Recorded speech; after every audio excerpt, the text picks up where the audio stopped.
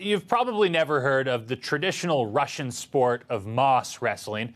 We'd be surprised if you had, frankly. But a Calgary gym is trying to introduce it to locals and become a hub for the sport in the country.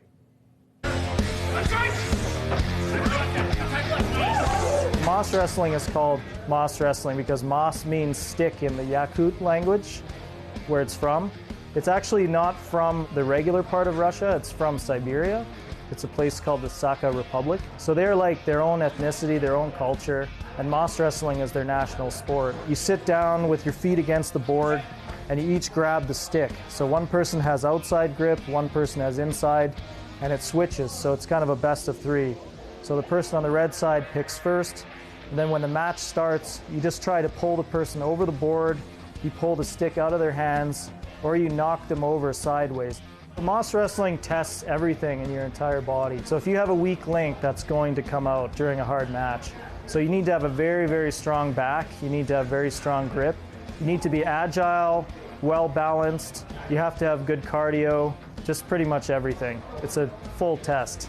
Pretty much every time we train our hands, somebody's hands rip open and bleeds everywhere, so that's probably the toughest one. There's ways to prevent it, but we just kind of let it happen because we figure it makes our skin stronger.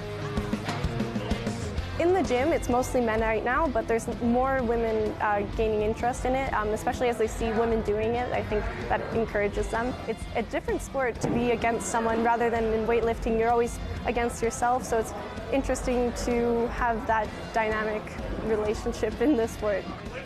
With this sport, you really need to practice a lot in order to do well because it's happening so fast. You need to be reacting like it's a reflex. As that person moves, you need to counter that move instantly, otherwise you're going to lose.